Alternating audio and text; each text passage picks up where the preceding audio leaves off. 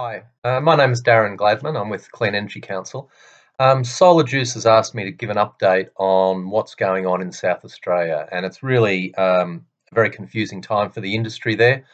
Government, the South Australian government has brought in some new regulations, or will be bringing them in shortly, that are going to have some pretty profound implications for suppliers of equipment, retailers, and installers in South Australia.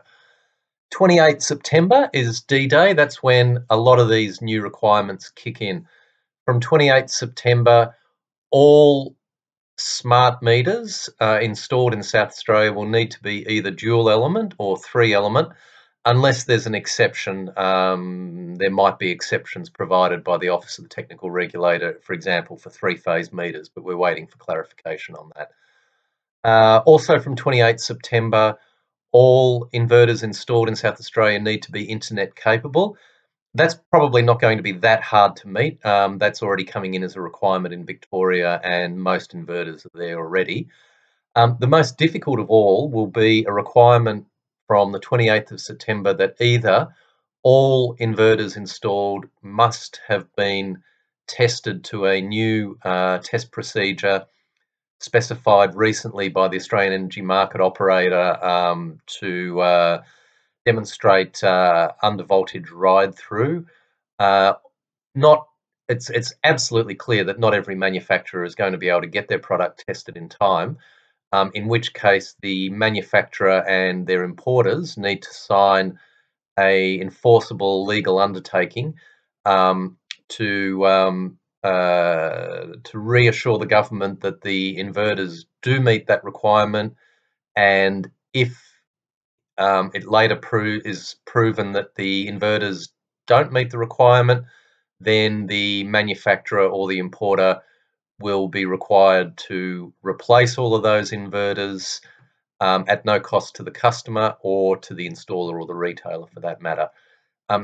It's really problematic at the moment as to how we can advise industry in South Australia in response.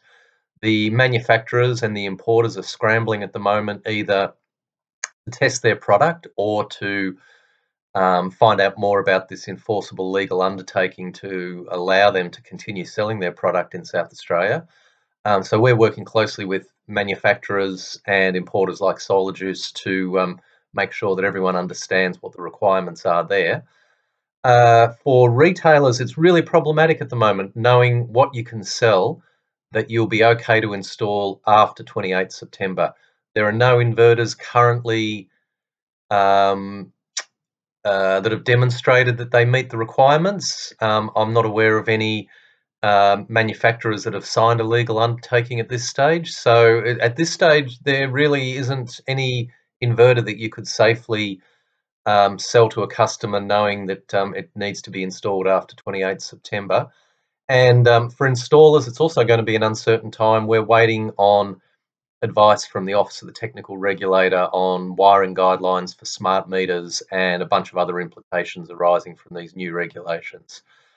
So it's going to be a very messy 6 weeks ahead of us. CEC is working with our inverter manufacturing members and others to clarify these details with the Office of the Technical Regulator. We'll be communicating with retailers and installers and everyone else who needs to know in South Australia what these new rules mean for you. In the meantime, if you're hanging on to stock of inverters, don't install them now, because after 28th September you might find that you're left with worthless stock. Although one piece of good news is that recently SA Power Networks has amended its policy to allow like-for-like replacement of inverters under warranty, even if those replacement inverters don't appear on the CEC approved product list. That's something that CEC has been pushing for some time. Thankfully, that's come in just in time for these new regulations, so that's one less stress on people holding inverter stock in South Australia. However, your stock could be redundant, so you really should be managing your stock carefully and understanding the implications of these regulations for your business. We'll be keeping Solar Juice and others informed as things change. So stay in touch with your suppliers to find out how these rules evolve and what they mean for your business. And good luck with getting through the next 6 weeks or so for anyone with a business in South Australia.